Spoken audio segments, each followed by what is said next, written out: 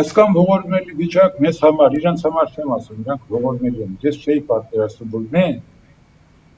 մեր որպես հայ ժողովուրդ, որպես եկեղեցու համախմբված հավատավոր հայեր, այսքան թույլ ու անկազմակերպ կլինենք եւ չենք կարողանա հակադարձել մի մարդու,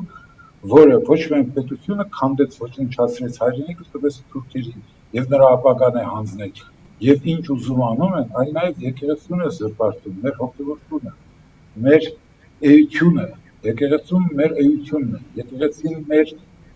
հավատն է, եկեղեցին մեր դպրությունն է, մեր մշակույթն է, մեր կրոնն է, եկեղեցին է հայոց